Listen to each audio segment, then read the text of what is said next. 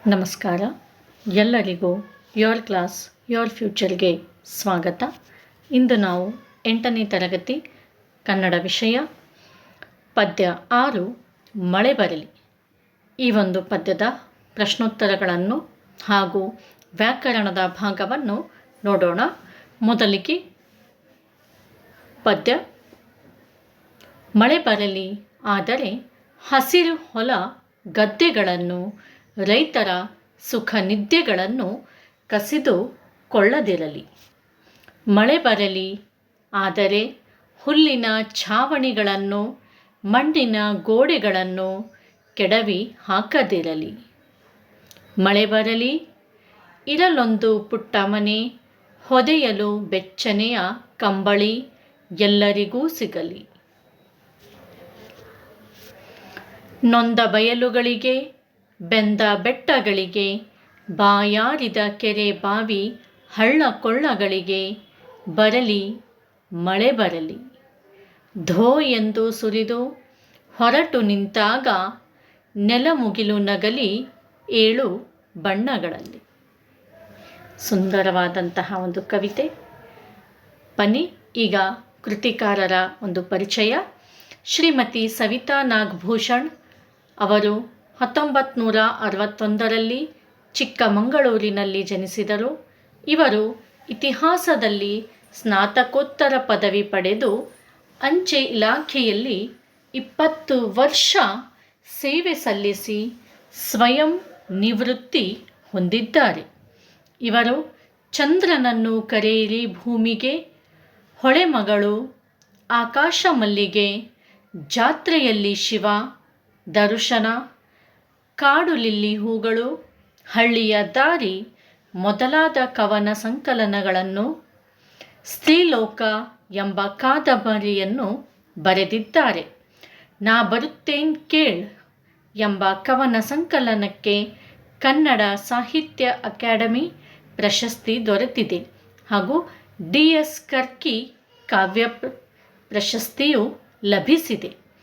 ಪ್ರಸ್ತುತ ಮಳೆ ಬರಲಿ ಕವನವನ್ನು ಚಂದ್ರನನ್ನು ಕರೆಯಿರಿ ಭೂಮಿಗೆ ಕವನ ಸಂಕಲನದಿಂದ ಆಯ್ದುಕೊಳ್ಳಲಾಗಿದೆ.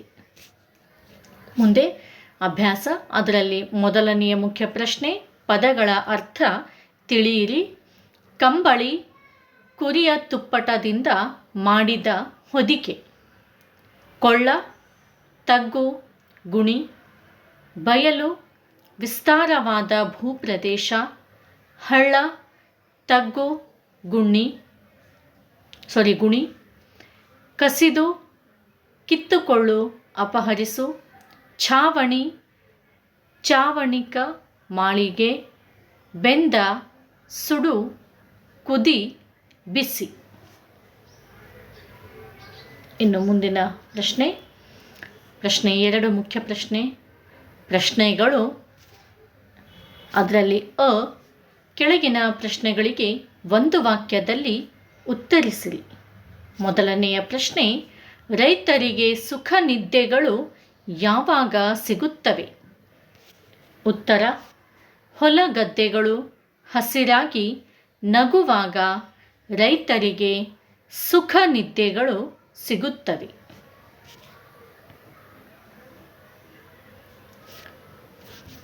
ಪ್ರಶ್ನೆ 2, ಕೆರೆ ಹಳ್ಳ ಬಾವಿಗಳಿಗೆ ಬಾಯಾರಿಕೆ ಆಗುವುದು ಯಾವಾಗ? ಉತ್ತರ, ಕೆರೆ ಹಳ್ಳ ಬಾವಿಗಳಿಗೆ ಬೇಸಿಗೆಯಲ್ಲಿ ಬಾಯಾರಿಕೆ ಆಗುವುದು. ಪ್ರಶ್ನೆ 3, ನೊಂದ ಬಯಲುಗಳು, ಬೆಂದ ಬೆಟ್ಟಗಳು ತಂಪಾಗುವುದು ಯಾವಾಗ? ಉತ್ತರ, ನೊಂದ ಬಯಲುಗಳು, ಬೆಂದ ಬೆಟ್ಟಗಳು ಮಳೆ ಬಂದಾಗ ತಂಪಾಗುತ್ತವೆ.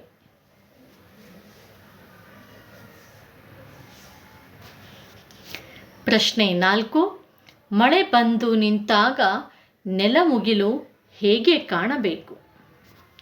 ಉತ್ತರ, ಮಳೆ ಬಂದು ನಿಂತಾಗ ನೆಲಮುಗಿಲು 7 ಬಣ್ಣಗಳಲ್ಲಿ ನಗುವಂತೆ ಕಾಣಬೇಕು.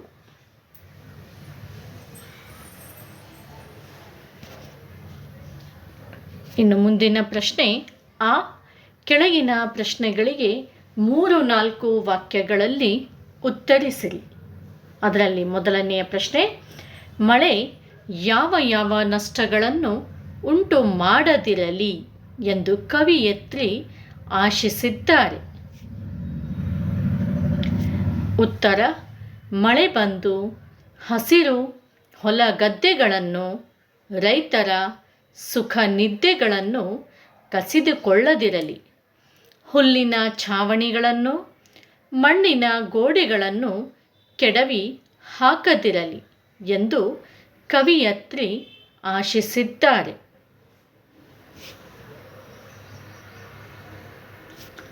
ಪ್ರಶ್ನೆ 2, ವಿಪರೀತ ಮಳೆಯಿಂದ ಯಾರ ಮನೆಗಳಿಗೆ ಹೆಚ್ಚು ಹಾನಿ ಉಂಟಾಗುತ್ತದೆ, ಏಕೆ? ಉತ್ತರ, ವಿಪರೀತ ಮಳೆಯಿಂದಾಗಿ ಬಡವರ ಮನೆಗಳಿಗೆ ಹೆಚ್ಚು ಹಾನಿ ಉಂಟಾಗುತ್ತದೆ, ಏಕೆಂದರೆ ಅವರ ಮನೆಗಳು ಹುಲ್ಲಿನ ಛಾವಣಿ ಹಾಗೂ ಮಣ್ಣಿನ ಗೋಡೆಗಳಿಂದ ಮಾಡಿರುತ್ತಾರೆ. ಆದ್ದರಿಂದ ಅವುಗಳು ಅಷ್ಟೊಂದು ಗಟ್ಟಿಯಾಗಿರುವುದಿಲ್ಲ.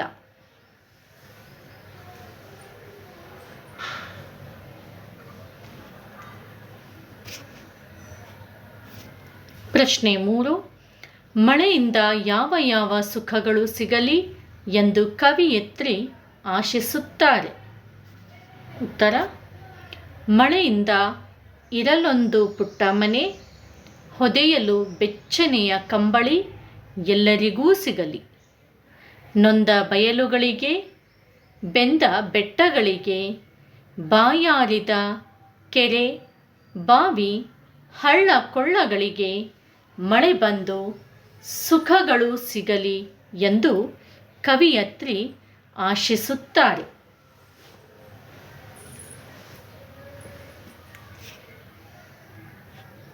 ಪ್ರಶ್ನೆ 4, ನೊಂದು ಬೆಂದು ಬಾಯಾರಿದ ಪ್ರಕೃತಿಯ ಅಂಶಗಳಾವವು?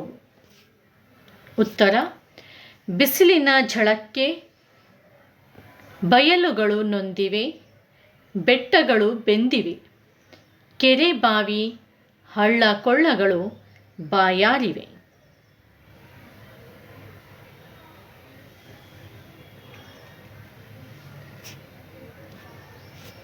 ನಂತರ ಪ್ರಶ್ನೆ ಈ ಕೆಳಗಿನ ಪ್ರಶ್ನೆಗಳಿಗೆ 8-10 ವಾಕ್ಯಗಳಲ್ಲಿ ಉತ್ತರಿಸಿರಿ. ಪ್ರಶ್ನೆ 1, ಮಳೆಯಿಂದ ಆಗುವ ಅನುಕೂಲ ಹಾಗೂ ಅನಾನುಕೂಲಗಳಾವುವು?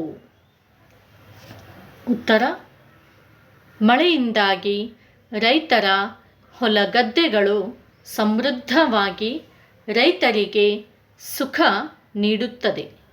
ಮಳೆ ಬಂದರೆ ಬೆಳೆ ಸಮೃದ್ಧವಾಗಿ ಬೆಳೆದು ಇರಲೊಂದು ಪುಟ್ಟ ಮನೆ, ಹೊದೆಯಲು ಬೆಚ್ಚನೆಯ ಕಂಬಳಿ ಎಲ್ಲರಿಗೂ ಸಿಗುವಂತಾಗಲಿ, ನೊಂದ ಬಯಲುಗಳಿಗೆ, ಬೆಂದ ಬೆಟ್ಟಗಳಿಗೆ, ಬಾಯಾರಿದ ಕೆರೆ, ಬಾವಿ, ಹಳ್ಳ ಕೊಳ್ಳಗಳಿಗೆ ಮಳೆ ಬಂದರೆ ತಂಪಾಗುತ್ತದೆ. ಮಳೆ ಬಂದು ನಿಂತಾಗ ನೆಲಮುಗಿಲು 7 ಬಣ್ಣಗಳಲ್ಲಿ ನಗುವಂತಾಗುತ್ತದೆ. ಆ ಕಾಲದಲ್ಲಿ ಮಳೆ ಬಂದರೆ ರೈತರ ಹಸಿರು ಹೊಲ ಗದ್ದೆಗಳಿಗೆ ಹಾನಿಯಾಗಿ ರೈತರ ಸುಖ ನಿದ್ದೆಗಳನ್ನು ಕಸಿದುಕೊಳ್ಳುವಂತಾಗುತ್ತದೆ. ವಿಪರೀತವಾದ ಮಳೆಯು ಹುಲ್ಲಿನ ಛಾವಣಿಗಳನ್ನು, ಮಣ್ಣಿನ ಗೋಡೆಗಳನ್ನು ಕೆಡವಿ ಹಾಕುತ್ತದೆ. ಹೀಗೆ ಮಳೆಯಿಂದಾಗಿ ಅನುಕೂಲ ಅನಾನುಕೂಲಗಳೆರಡೂ ಇವೆ.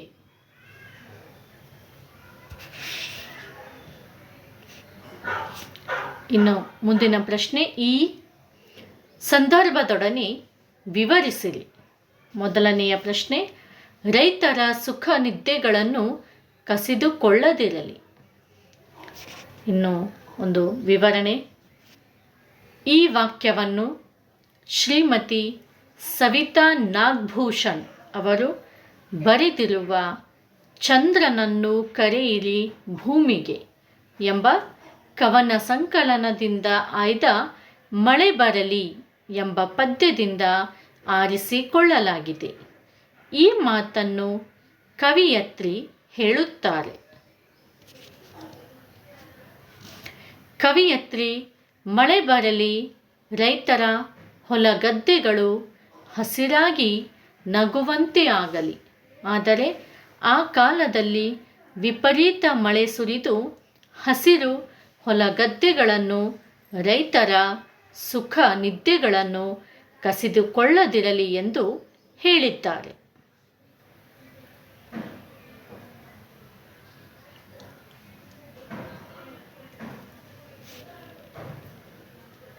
ಇನ್ನು ಮುಂದಿನ ಪ್ರಶ್ನೆ, ಹೊದೆಯಲು ಬೆಚ್ಚನೆಯ ಕಂಬಳಿ ಎಲ್ಲರಿಗೂ ಸಿಗಲಿ.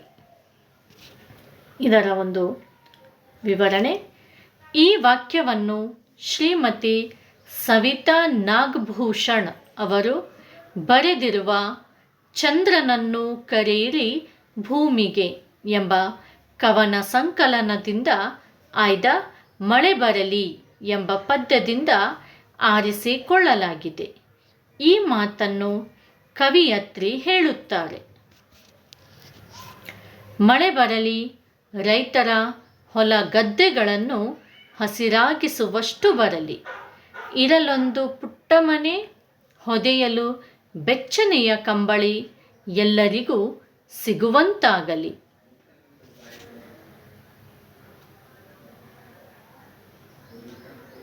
ಎಂಬ ಆಶಯವನ್ನು ಕವಿಯತ್ರಿ ವ್ಯಕ್ತಪಡಿಸುತ್ತಾರೆ.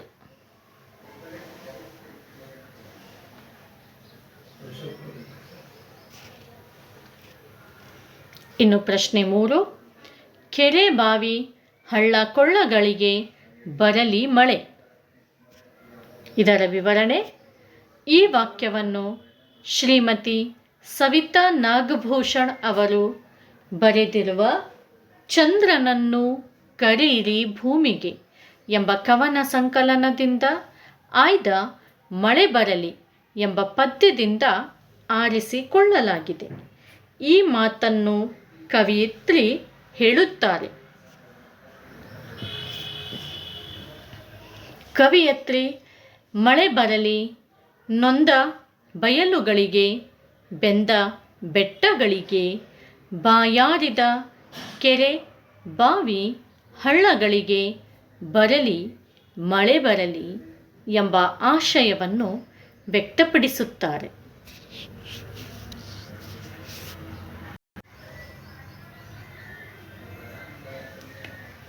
ಇದಿಷ್ಟು ಸಂದರ್ಭದೊಡನೆ ವಿವರಿಸಿರಿ. ಇನ್ನು ಮುಂದಿನ ಮುಖ್ಯ ಪ್ರಶ್ನೆ ಭಾಷಾಭ್ಯಾಸ. ಅದರಲ್ಲಿ ಪ್ರಶ್ನೆ 1 ಅ, ಕೆಳಗಿನ ಪದಗಳನ್ನು ಸ್ವಂತ ವಾಕ್ಯದಲ್ಲಿ ಬರೆಯಿರಿ. ಮೊದಲನೆಯದು ಸುಖ ನಿದ್ದೆ. ರೈತರಿಗೆ ಸುಖ ನಿದ್ದೆ ತರುವಂತಹ ಮಳೆ ಬರಲಿ. ಎರಡನೇದ್ದು ಬಾಯಾರು. ಬಿರು ಬೇಸಿಗೆಯಿಂದಾಗಿ ಕೆರೆ ಬಾವಿಗಳು ಬಾಯಾರುತ್ತವೆ.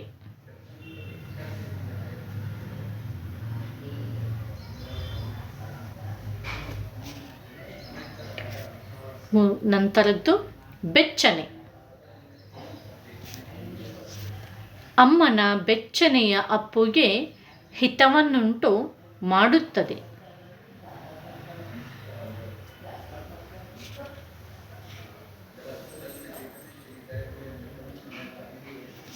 ನಂತರ ಈ ಕೆಳಗಿನ ಪದಗಳಿಗೆ ವಿರುದ್ಧಾರ್ಥಕಗಳನ್ನು ಬರೆಯಿರಿ. ಮೇಲೆ, ಕೆಳಗೆ, ಬೀಳು, ಏಳು, ಸುಖ, ದುಃಖ, ಕೆಡವು, ಕಟ್ಟು.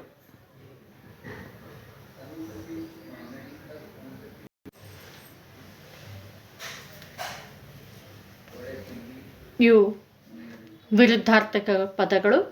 ಇನ್ನು ಮುಂದಿನ ಪ್ರಶ್ನೆ, ಈ ಕೆಳಗಿನ ಪದಗಳನ್ನು ಮಾದರಿಯಂತೆ ಬಿಡಿಸಿ ಬರೆಯಿರಿ. ಇಲ್ಲಿ ಒಂದು ಮಾದರಿಯನ್ನು ಕೊಡಲಾಗಿದೆ. ಹಾಕದೆ ಪ್ಲಸ್ ಇರಲಿ, ಹಾಕದಿರಲಿ. ಸೊ ಇದೇ ರೀತಿಯಾಗಿ ಇನ್ನುಳಿದ ಪದಗಳೆಂದರೆ ಇರಲೊಂದು, ಬಾಯಾರಿದ, ಕೊಳ್ಳದಿರಲಿ. ಇವುಗಳನ್ನು ನಾವು ಬಿಡಿಸಿ ಬರೆಯಬೇಕಾಗಿದೆ. ಸೊ ಮೊದಲನೆಯದು ಇರಲೊಂದು. ಇದನ್ನು ಬಿಡಿಸಿ ಬರೆದಾಗ ಉತ್ತರ ಬರುವುದು ಇರಲು ಪ್ಲಸ್ ಒಂದು, ಇರಲೊಂದು. ಸರಿನಾ? ಎರಡನೇದ್ದು ಬಾಯಾರಿದ. ಬಾಯಿ ಪ್ಲಸ್ ಆರಿದ, ಬಾಯಾರಿದ. ಕೊಳ್ಳದಿರಲಿ. ಕೊಳ್ಳದೆ ಪ್ಲಸ್ ಇರಲಿ, ಕೊಳ್ಳದಿರಲಿ. ನೀವು ಬೇಕಾದರೆ ಮೊದಲು ಬಿಡಿಸಿದ ಪದಗಳನ್ನು, ಮಾದರಿಯಂತೆ ಮೊದಲು ಬಿಡಿಸಿದ ಪದಗಳನ್ನು ಬರೆದು ತದನಂತರ ಕೊಟ್ಟಂತಹ ಪದಗಳನ್ನು ಕೂಡ ಬರೆಯಬಹುದು. ಇಲ್ಲಾಂದರೆ ಈ ರೀತಿಯಾಗೂ ಕೂಡ ನೀವು ಬರೆಯಬಹುದು. ಸರಿನಾ? ಸೊ ಇಲ್ಲಿಗೆ ಏನಂತಂದರೆ ಮಳೆ ಬರಲಿ ಈ ಒಂದು ಕವಿತೆಯ ಪ್ರಶ್ನೋತ್ತರಗಳು, ಆನಂತರ ವ್ಯಾಕರಣದ ಭಾಗಗಳು ನಾವು ಇವಾಗಷ್ಟೇ ನೋಡಿದ್ದೀವಿ. ಈ ವಿಡಿಯೋವನ್ನು ಕೊನೆಯವರೆಗೂ ನೋಡಿದ್ದಕ್ಕೋಸ್ಕರ ಧನ್ಯವಾದಗಳು. ಇದೇ ರೀತಿಯಾಗಿ ಈ ನನ್ನ ವಿಡಿಯೋವನ್ನು ಲೈಕ್ ಮಾಡಿ, ಶೇರ್ ಮಾಡಿ, ಹಾಗೂ ಮುಂದಿನ ಒಂದು ಪಾಠದ ಪ್ರಶ್ನೋತ್ತರಗಳನ್ನು ನೋಡಲು ನನ್ನ ಒಂದು ಚಾನಲ್ಗೆ ಸಬ್ಸ್ಕ್ರೈಬ್ ಮಾಡಿ. ಧನ್ಯವಾದಗಳು.